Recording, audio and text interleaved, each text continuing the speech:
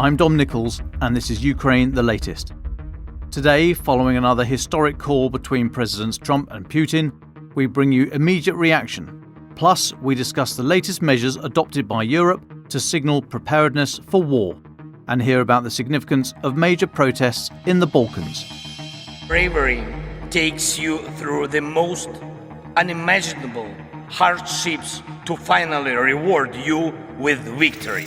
It's the worst carnage that this world has seen since World War II. Absolutely fascinating. We are with you, not just today or tomorrow, but for 100 years. Nous ne pouvons pas, comme Européens, laisser gagner la Russie en Ukraine. Nobody's going to break us. We're strong. We're Ukrainians. It's Tuesday, the 18th of March, 3 years and 23 days since the full-scale invasion began. Today I'm joined by our executive editor for audio, Francis Dearnley, and our chief foreign affairs commentator, David Blair, formerly a speechwriter in number 10 Downing Street when the full-scale invasion began. Later, you'll hear from Dr. Ivana Stradner. But let's start with our reaction to the breaking news about the call between Trump and Putin. So the much-anticipated Trump-Putin phone call has just finished. We're starting to get a readout from it. It sounds as if the headline is not a huge amount seemed to fill 90 minutes of conversation. One of the first things we heard was that 175 prisoners of war are going to be swapped. That's good. But we got this view from Russia that the world is a much safer place today. We heard that both leaders agreed the conflict needs to end with a lasting peace, and they stressed the need for improved bilateral relations between the US and Russia. It was all flummery and diplomatic flannel. There's not a lot of substantive detail in there. One thing was that they apparently have agreed for a 30-day halt on strikes against energy infrastructure. Okay, notable that, 6 days, and Putin has still not signed up to Trump's deal that he got in Jeddah with Ukraine about a 30-day ceasefire full stop. So no comebacks from Donald Trump about, he said he was going to rain down sanctions or what have you on Russia if they didn't sign up for this ceasefire. So it all seems very chummy, which is not necessarily a good thing. And it took, as I said, 90 minutes to get to that. Now, it's very clear that the Ukrainian-held positions in Kursk, which is only a tiny sliver of land, but that, I think, rattled Putin. That really focused his mind, which is another reason why I don't think he wants to freeze the conflict where it is at the moment. There are reports, as this news is breaking about the phone call between Trump and Putin, reports that Ukraine has pushed over the border in the Belgorod region. So that's about 50 to 100 k's further southeast from Kursk. I think they have learnt the lesson and seen just how powerful it is to hold Russian land going into any kind of negotiation. And so they think that's probably what that effort is. But Francis, David, what did you take out of it? Well, I agree with you, Dom, that I think this limited ceasefire, which is what some are calling it, on energy infrastructure is a real damp squib. Because as we've seen now for weeks, the ability of the Russians to strike at Ukrainian infrastructure with a particular focus on energy has nowhere near been as successful as was feared earlier on in the war. There are multiple reasons for that, but primarily technological, we understand. So in some ways, it will be the Russians who benefit more because of the strikes that have been made by Ukraine on Russian territory. But if that's the extent of it, if that's the biggest takeaway from this, then it's nowhere near what many of us were expecting. I'm also noting something that came out from TASS, the Russian media agency, that there's a plan to set up expert groups on Ukrainian settlement. What does that mean? Do they mean settlement of Ukrainians, or do they mean Ukrainian settlements? Do they mean Ukrainian sort of settlement as in a plan, an agreed proposal? We just don't know. The wording is not quite clear. But nonetheless, that is also something that will no doubt cause some concern. Again, it speaks to this idea that fundamentally the Americans and the Russians are talking over the heads of the Ukrainians and the Europeans about fundamental decisions on the future of Europe, with no representative from Ukraine in the room, no representative from Europe in the room. But yeah, my major takeaway, Dom, is it doesn't feel like there's been major progress than in the direction that we expected. And I think that has caught many people by surprise. Now, David, it's really interesting that the thing that Putin seems to have agreed to or been interested in is a 30-day ceasefire on attacks against energy infrastructure. For months now, people have been saying that Ukraine's efforts here, these long-range efforts to hit Russian oil and gas facilities, have been nothing, been doing nothing, having no effect on the battlefield. Does this now show how valid that strategy was? And what happens if Ukraine rejects this 30-day ceasefire against energy infrastructure attacks? The central reality is that Putin would only agree to an energy infrastructure only ceasefire if he was being damaged more by the Ukrainians than vice versa.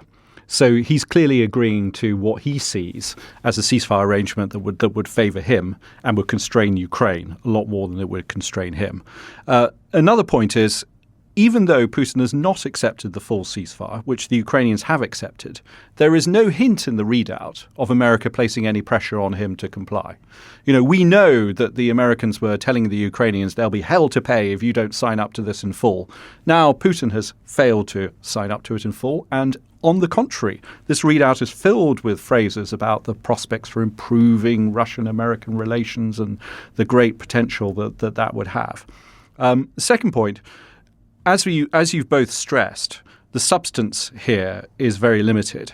It doesn't take 90 minutes of conversation between two presidents to agree what's happened here. Now 2 hours. Or maybe 2 hours. It certainly doesn't take 2 hours to agree to this. Now, all readouts, public readouts of meetings between leaders skate over the surface. I have some experience of this. I may even have written one or two in the past.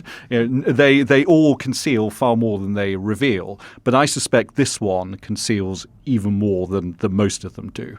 And I wonder whether there's a lot more behind the scenes and a lot more that's been privately agreed that the two leaders are keeping secret. Aren't these the words that officials use when they have nothing to say? There's probably something happening in the background. How would we know?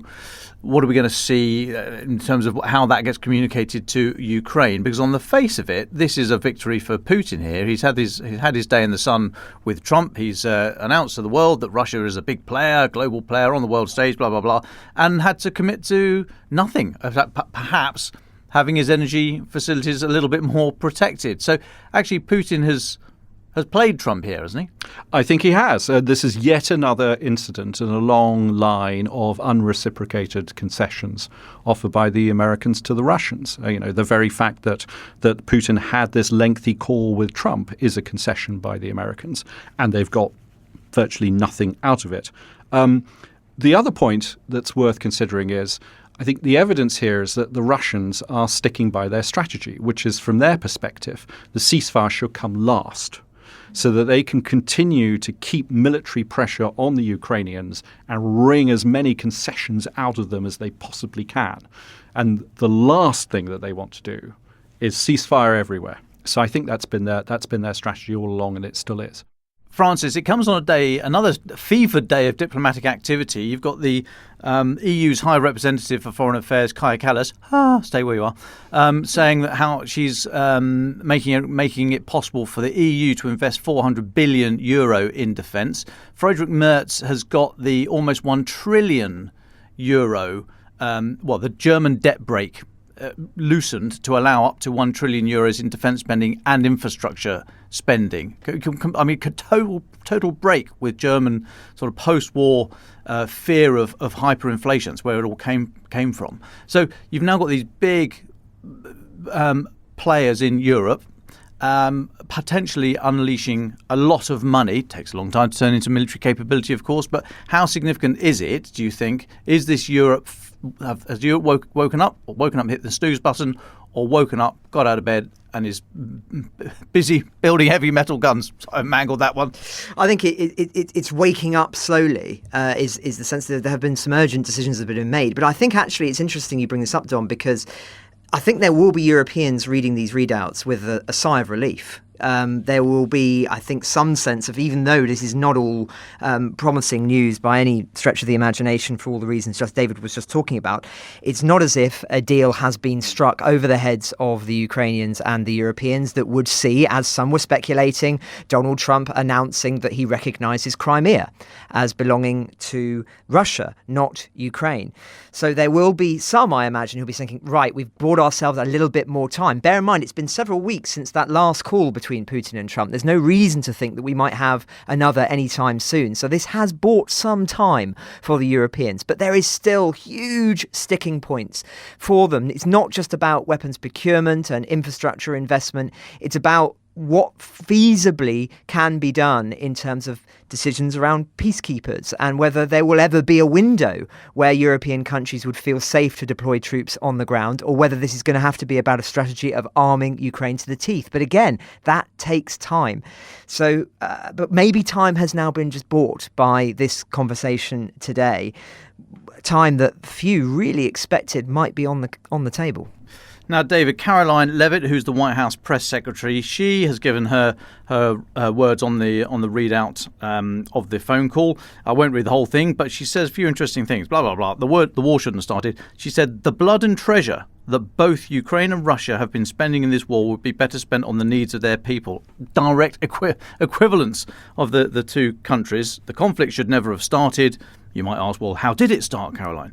It should have ended long ago with sincere and good faith peace efforts. I'll read you this bit because I think it's getting to, what the US is after here.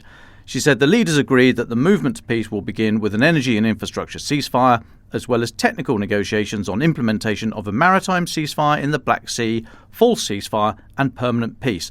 These negotiations will begin immediately in the Middle East. Next paragraph, she said the leaders spoke broadly about the Middle East as a region of potential cooperation to prevent future conflicts, blah, blah, blah.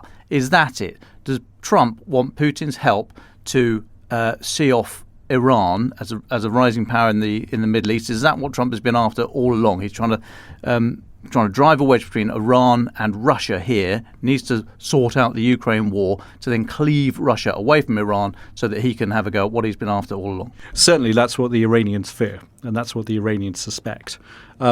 Iran is in a very weak position at the moment because their whole regional strategy has been eviscerated by Israeli strikes. And they do have a nuclear program that Israel is sworn to destroy if there's no other option. So it could well be that the Americans are laying the ground and getting Russian support for further action against Iran. But just coming back to something that Francis said, I mean, it's perfectly true that there's no hard agreement outlined here, and that may be a cause for relief in some quarters. But of course, we don't know what they might have agreed in private. We're only going by what the public readout is, and so that any assessment like that needs to be qualified. And secondly, I think the central point remains that there are no concessions being made by the Russians, none. And I just observe, a small incoherence. The readout announces technical negotiations on the implementation of a maritime ceasefire, full ceasefire, and permanent peace. Oh, you mean the ceasefire that Ukraine has already agreed to? So what are you going to be negotiating about, and with whom? Because the Ukrainians have already agreed. So who are going to be the two parties in this negotiation? In terms of the art of the deal, it looks like Putin has shown us a masterclass in how to do it. He's convinced Trump that a full ceasefire now is not necessary or is unworkable, or whatever language he used. That full ceasefire that you were just talking about there, David, is no longer the US position, seemingly, from this statement. So Putin gets what he wants at nil cost. There's nothing here that Trump says about the ceasefire deal that he cut in Jeddah last Tuesday. Only last Tuesday, folks. Francis, what are your final thoughts on this on the announcement? I agree, Dom. I mean, one could argue that in a sense the White House is now just settling for far, far less than it was initially demanding. And to David's point, there's no evidence that Trump is about to announce really serious efforts to force the Russians to the table. The tone of this is not confrontational. It's as if to say, right, well, things are going in the right direction. We don't need to turn on the levers of pressure. So I think in that sense, it is bad news. If you want to look at it in a more positive sense, you could say that this is an example of Putin rejecting a ceasefire, and that's the headline. And in that sense, that might well unsettle some in the Trump administration because of the other tensions that are taking place in America at the moment and the pressure on them from Europe. So there's, as you say, Dom, it's the art of the deal, and there's going to be a lot of conversations taking place, I think, as the narrative forms from both sides. But I don't think we're getting clarity yet on what this all really means. David, things are going in the right direction. If your name is V. Putin from number 1 Red Square, Moscow, how do you think this is going to be received in the corridors of power in Europe? Well, with great suspicion and trepidation. One thing, though, is I don't think Putin's showing any great diplomatic skill here. He's just being intransigent. And for reasons that none of us really understand, the Americans are allowing him to be intransigent. And it's the simplest tactic in the book. Well, thank you, Francis and David. Francis has more on today's other diplomatic updates in a moment. But first, the latest from the ground in Ukraine and Russia. There's been no change to the lines in Kursk. Ukraine continues to hold that very small area south and southwest of Suja up against the international border. But as I said yesterday, the word holds there may be inaccurate, as I think the ground in that part of the world is very open. The lines of fire are extensive. It may be that Ukraine has very small detachment there, very small numbers of troops still in the area, able to exert fire control over that ground, possibly meaning that Russia can't move anything into it with any great confidence. But I don't think they hold the ground there in any sort of dug-in capacity, lines of communication forward to trench positions, etc., etc. Into Ukraine, no major shifts to the line there, except for a fairly odd statement this morning put out by Lieutenant General Serhiy Naev. He's the commander of a tactical group in the Donetsk region. Now, he wrote on Facebook, not the immediate go-to for tactical updates, but he posted on Facebook to say that Ukrainian forces have withdrawn from one frontline sector in Donetsk Oblast in order to preserve troops and improve defensive positions. He wrote on Facebook, "This allowed us not only to save our soldiers, but also to improve our defences. Russia is suffering losses and we can act more effectively." Now, it's not clear which section of the front line he was referring to, and I've seen no corroborating evidence anywhere else. I did at one point this morning wonder if his Facebook has been hacked. That may be what's happened here. But according to the online media outlet Interfax Ukraine, General Naev, who was the former commander of Ukraine's joint forces, so, a very senior bloke, before serving as the commander in this region, or commander of the forces in the Velika Novosilka tactical group. Now, we've been reporting up to a few days ago, basically, how that area has come under extreme pressure. The town of Velika Novosilka was taken, 10 days ago, 2 weeks ago, and Russian forces have moved a very small distance north of there. And those small moves largely came to a halt, but then there was a couple of days ago very, very minor tactical moves in that area. So perhaps that is the area of the withdrawal that the General Naev was referring to. But if it was a very small move, certainly no breakthrough. I mention it only because, A, it's not correct to say there's been no moves to the front line, but also, B, you may well see some of this reporting around the bazaars. I can't really make head nor tail of it. I can't seem to back it up with any other evidence, but this weird Facebook post is out there. Anyway, the front line, as I often say, is still incredibly violent, probably down to Putin's desperation up in the Kursk region to clear out all Ukrainian troops from Russia prior to any quote-unquote ceasefire. He's not interested in a ceasefire, but now Ukraine's general staff say that yesterday 1,560 Russian casualties were taken on the battlefield, casualties being killed, wounded, missing and prisoner of war. Now that, as freelance journalist and analyst Tim White says, makes March 2025 the 7th worst month for mean daily losses for Russia since the start of the full-scale invasion. And, we're only just over halfway through the month. So that gives you an idea of quite how violent it is, even if there's no large movements on the ground. Last night, 137 drones fired at Ukraine across 12 oblasts. Most didn't get through, but some did, and they, plus other attacks by other munitions, glide bombs, shelling, killed 2, injured 13 across the country. Now, an interesting one today, and again, it's important to pay attention to the wording here. Poland, Lithuania, Latvia and Estonia have stated their intention to withdraw from the Ottawa Convention, banning anti-personnel mines, they say, due to the threat from Russia. So the Ottawa Convention, 1997 treaty, has been signed by up to 160 nations, although not Russia, importantly, which is the main reason they're doing this. In a joint statement, the four countries' defence ministers said military threats to NATO member states bordering Russia and Belarus have significantly increased. Now, the statement then outlined the threat and then said, and this is the important wording bit of it, in light of these considerations, we, the ministers of defence of Estonia, Latvia, Lithuania and Poland, unanimously recommend withdrawing from the Ottawa Convention. With this decision, we are sending a clear message. Our countries are prepared and can use every necessary measure to defend our security needs. So, those countries have not withdrawn from the Ottawa Convention yet, but the defence ministers have recommended to their leaders and to their parliaments that is the course of action that their countries should take. Now, so obviously anti-personnel mines, we've seen how effective they can be on the ground in Ukraine. We've seen that elsewhere.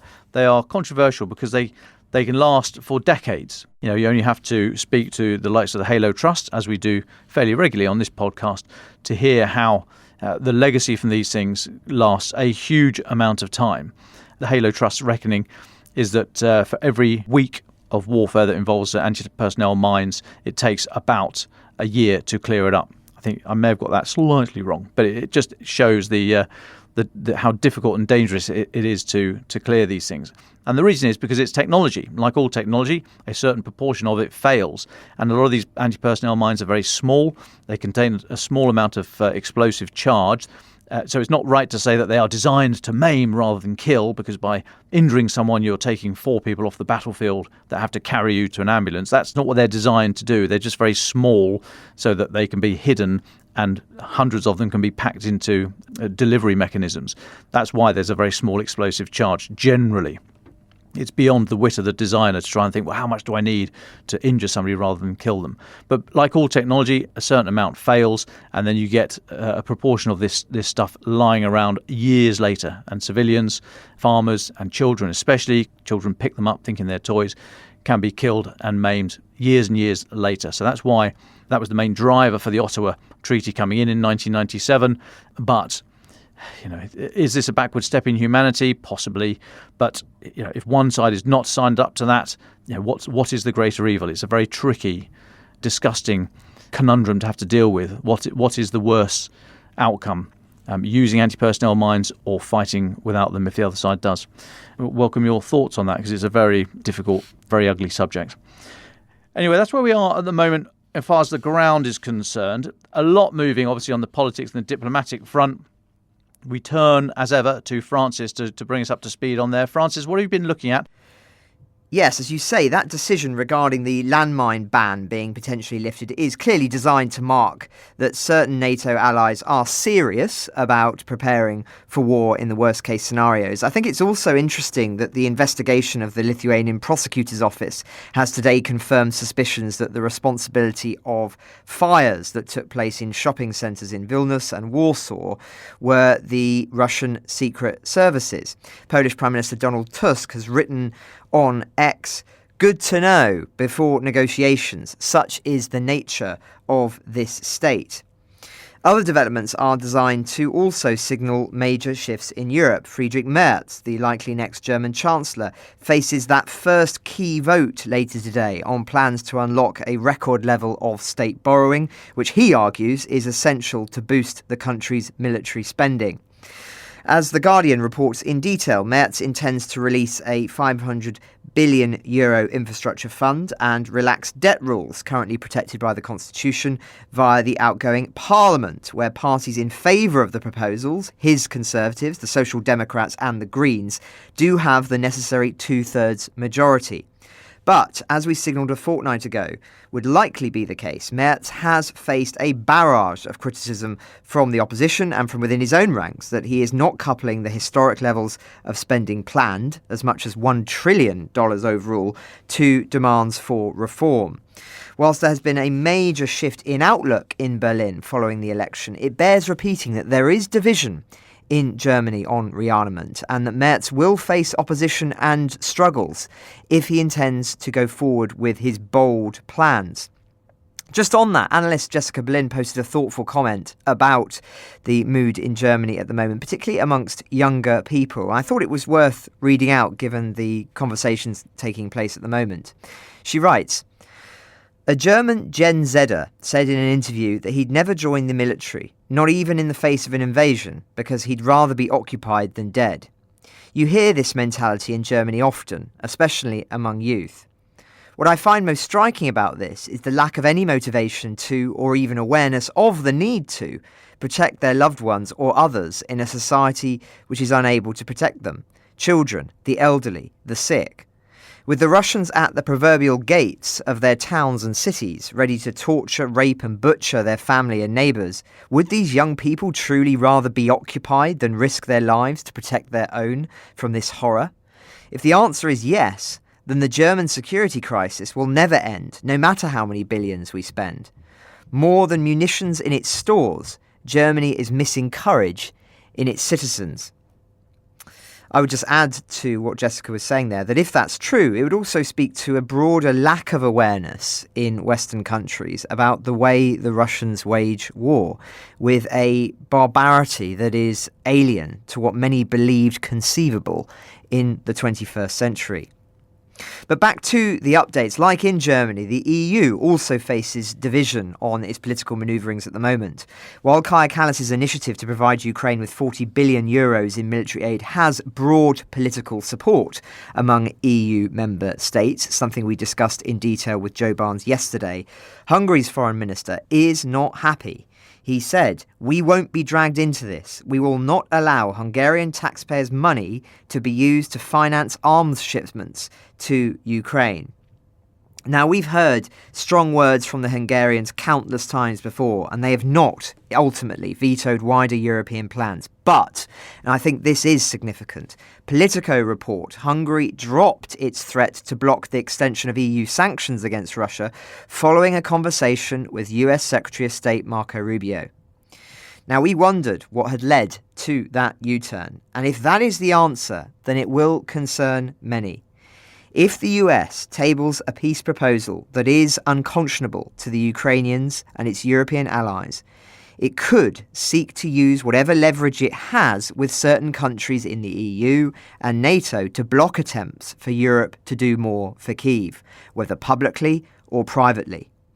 For years, the fear was that Hungary was too close to Moscow. Now, there will be concerns that it is too close to the United States. Now, Ukraine will receive €3.5 billion after the Council of the EU approved the third instalment of non-refundable grants and loans under the Ukraine Facility Programme. That came from the Council yesterday. That means Kyiv has received nearly €20 billion under that facility since the programme was launched in early 2024. But as in previous phases of this war, there are concerns the EU may not be the central conduit for supporting Ukraine in the long term, despite the efforts of Ursula von der Leyen and Kaja Kallas. It will come down to this so-called coalition of the willing that are united in certain goals and cannot be blocked by other countries who have a divergent interpretation of the war. Just on that, Moscow says, for instance, that it is open to allowing unarmed observers and civilian missions in Ukraine as part of a potential peace deal. But that would be unconscionable to other European nations if partnered to the other Kremlin demand of no military support to Kyiv while a ceasefire is in operation. Just finally, I think it is worth hearing from Ukraine's own frontline soldiers about their attitudes to a ceasefire. The Telegraph's Colin Freeman has been speaking to some. One, outside Bakhmut, a volunteer with Ukraine's International Legion, said that at most a ceasefire would lead to a brief lull in fighting that both sides would simply use to re-equip and rearm. To quote him, "From the Ukrainian point of view, there is not much talk of this ceasefire meaning much. It will just enable both sides to recruit, re-equip and get their new supplies for heavy weapons. Nobody expects it to lead to any permanent halt in the war right now. Look at what Putin is asking for. He wants Ukraine to be demilitarized and for no NATO peacekeepers to come in. Do you think a country he's just invaded is going to agree to that?" Despite the recent setbacks in Kyiv's relations with Washington, that soldier also said as follows, that the foreign and Ukrainian fighters' morale remained good. "Everyone's tired, sure, but people's hearts and minds are stronger than anyone outside Ukraine thinks. They have the mentality of disciplined soldiers who are going to hold their lines. The fight is still going, and everyone's still behind it." The reason I quote that is I think we do need to keep remembering that long term, there are certain things Ukraine will not accept and will fight on regardless. Their sacrifices have been too grave, and their clarity as to Moscow's philosophy is too deep than many other European countries realise to think that certain other things being discussed at the moment are conscionable, frankly. Just something worth bearing in mind given the conversations at the moment. Thank you, Francis. Now, as discussed in yesterday's episode, the Balkans saw huge protests at the weekend, with hundreds of thousands of people taking to the streets in Belgrade in Serbia to protest against the government there. It follows protests in other European capitals, especially those where leaders are seen to be closer to Moscow. To discuss this, we welcome back to the podcast Dr. Ivana Stradner of the Foundation for the Defence of Democracies. Ivana, welcome back. This is a part of the world you know very well. What has caused the protests in Serbia to reach this size, and what happens now? Hundreds of thousands of people took the streets of Belgrade in Serbia to protest over the deaths of 15 people in a railway station collapse. I've been following protests in Serbia closely, and this was the largest rally in Serbia's history. The protests were led by Serbian students, but also farmers, bikers, military veterans, and several other groups joined the demonstrations. So the number of people this weekend was impressive. So what happened? The canopy at the railway station collapsed in November after renovations led reportedly by Chinese companies that caused that 15 people died. And the protesters actually accused the government of withholding documents, and that made, many people unhappy there. But there is also the big picture. The protests are really fighting for justice, freedom, democracy, and against corruption. Vučić has been using his propaganda to undermine protests. So, for example, he gave some carrots. Serbian Prime Minister announced his resignation. But in reality, Serbia is not democracy, and all power is in Vučić's hands. So the Serbs were not satisfied. Then he tried to undermine protests domestically, claiming that the West is plotting a color revolution to overthrow him. Naturally, Moscow joined this narrative too, mirroring that and claiming that indeed the West is trying to plot chaos in the region. Let's not forget that in 2021, Aleksandar Vulin, who was then the Serbian Interior Minister, met with Nikolai Patrushev and pledged to combat color revolutions together. It was really quite ironic also to see that some people were also pushing narratives that Russia is behind protests in Serbia, probably to undermine protests in the West. I've been following Russia for a long time, and I can say that Russia is not behind protests, and they're quite happy with this current government. My concern is also about the use of violence coming from the government. For the past few days, we saw some allegations basically that the Serbian government was using so-called sonic weapons to disperse crowds, and there are ongoing investigations now. Actually, the Telegraph yesterday had a detailed reporting about this. I really hope that we'll have more information about this, but this is truly a sign of a weakness coming from the government. Now, if the government falls, what opportunities are there? What are the implications for Ukraine and for the wider battles in the region about Russian influence? Some people claim that protests will slow down, that Vučić has Western support and there is no opposition. And I can go on and provide even more arguments, while some people are very pessimistic about the protests in Serbia. I believe this is the beginning of Vučić's political end, and students will not stop fighting for their freedom, for their rights and the rule of law. They do not want to leave the country. They want to stay there and to build a better future for themselves. And that's precisely why I believe there is no way that you will see the same situation in Serbia prior to November, before the protest started. Look, my family was protesting against the Milosevic regime during the 90s. And it took a very long time to actually witness Milosevic's end. But eventually it happened on October the 5th, 2000. Serbia is Russia's center of gravity in the Balkans, and it serves as a foothold in the region. Right now, Vučić has a huge problem also related to US sanctions on Russia's gas in Serbia. There are numerous economic problems, there are tensions in the region, and he is much weaker than he portrayed himself. I believe that the situation in Serbia will come worse before it becomes better, but make no mistake, students in Serbia are not going to stop anytime soon. How does this connect with other protests in other parts of Eastern and Central Europe at the moment, such as Georgia? I think it's all really connected, if not directly, then indirectly, what's happening in places such as Hungary, Serbia, Romania, Slovakia, Georgia. People are fed up with autocratic regimes or autocratic tendencies, and they want to have a better future. Russia has been exporting autocracy for a long time, and people don't want to live under similar rules that the Russian citizens live in Russia. People in Central and Eastern Europe, they want to have a better future. And maybe now is the time for the West to help democracy-loving people in these countries and to show Putin who is the boss in the house. Lovely. Thanks, Ivana. I really appreciate your time. Thanks. Francis, what have you got for your final thoughts?